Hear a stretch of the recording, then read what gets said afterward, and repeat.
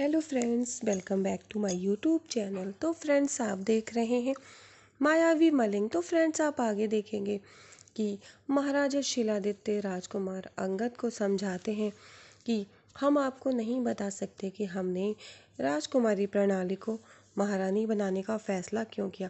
आपसे हाथ जोड़कर विनती है हमारी कि आप कुछ समय के लिए और यहाँ पे रुक जाएं और आपको सब पता चल जाएगा।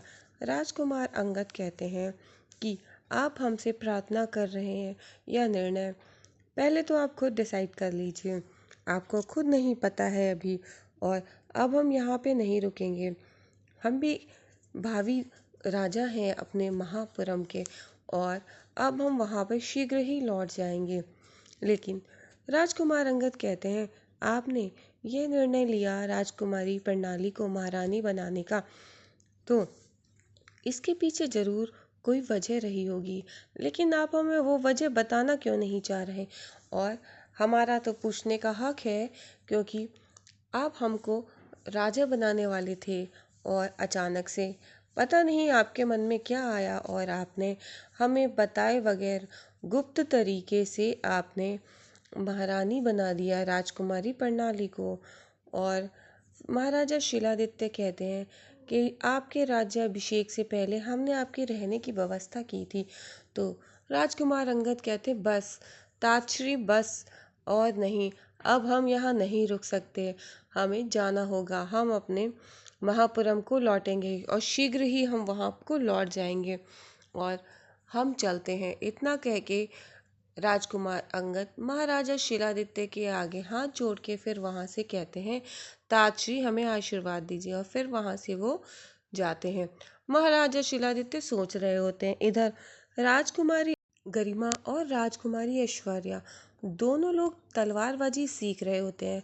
राजकुमारी गरिमा बैठी होती हैं और ऐश्वर्या वो सीख रही होती है हरण से। हरण उनको दांव पेच सिखा रहे होते हैं कि किस तरह से तलवारबाजी चलाई जाती है और किस तरह से बचाव किया जाता है।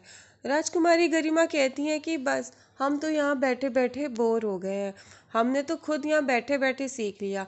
और जैसे ही वो तलवार उठाती है और उनसे तलवार नहीं उठती। फिर हरण कहते हैं कि ये लकड़ी की तलवार से सीखना चाहिए, और वो बताते हैं। और फिर उतने में वहाँ पर सरदार चिगू आ जाते हैं। सरदार चिगू वहीं पर आकर के राजकुमारी ऐश्वर्या को देखते हैं और मुस्कुराते हैं। राजकुमारी ऐश्वर्या उन्हें देखती हैं। इतने में राजकुमार अंगद भी उधर से निकल रहे होते हैं, तो हरण को देख के रुक जाते हैं।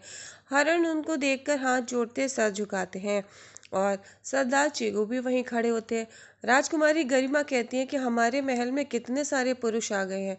इधर अंगद जा रहे होते हैं अपने कक्ष में और अपने प्रहरी से कहते हैं कि आदिवंत और आरक से कहिए कि शीघ्र ही तैयार हो जाएं। और इधर आप देखेंगे कि अंगद पहुंचते अपने कक्ष में और उन्हें वहां पर अपनी माता को लेटा पाते हैं, और वो तुरंत अपने कक्ष के दरवाजे बंद कर लेते हैं और अपनी माता के पास जाते हैं और चादर हटाते हैं। उनकी माता कहती हैं कि सोने दो ना।